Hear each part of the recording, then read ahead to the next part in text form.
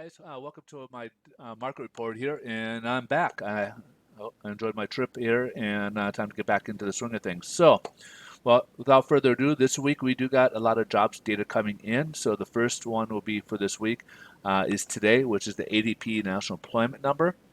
So the previous number, which was December, we initially had a drop of a loss of 123,000 people, and it actually was revised to a better. So instead of 123,000 loss, we had a 78,000 loss.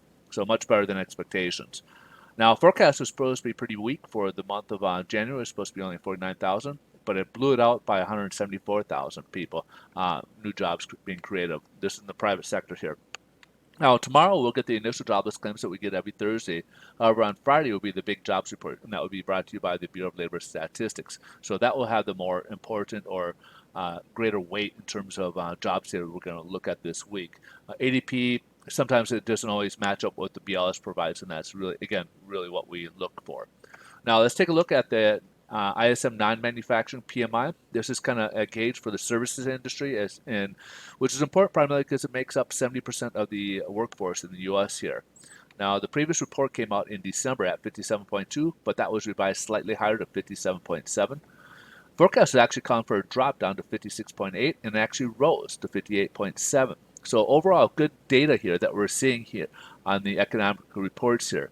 Now, a little miscellaneous report. We do get the mortgage applications, and we see an increase for refinances and a slight increase to purchases. So, from the previous report, we get these every Wednesday, but I don't typically discuss these on this report. But just thought I'd show you, as you can see here.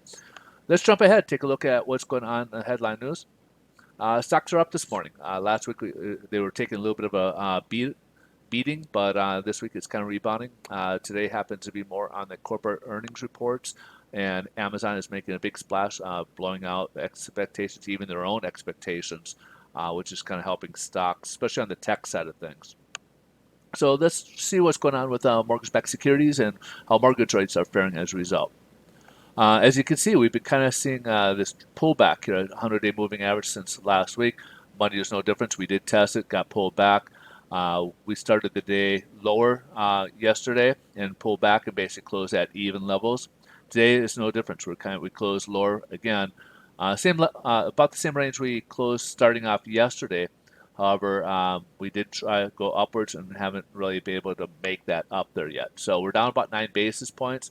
So depending on lenders, we could see a little bit worse pricing, but also in general it could be about the same. So depending on the timing when lenders came out with their mortgage rates, but it should be relatively close to it from what we saw yesterday. So we shouldn't see a whole lot of changes from yesterday's pricing in terms of what we saw for mortgage rates yesterday.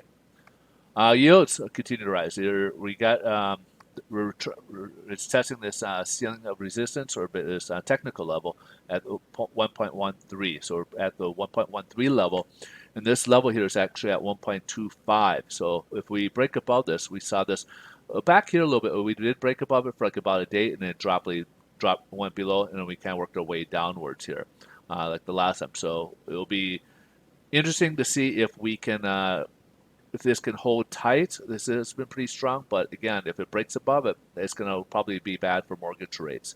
So this is something we'll have to kind of keep our eyes on and see if this continues this trend upwards, or if it'll hold and it'll help bring it down a little bit and help out mortgage rates. All right, so that's pretty much the wrap for the day. I hope you guys had a great week so far.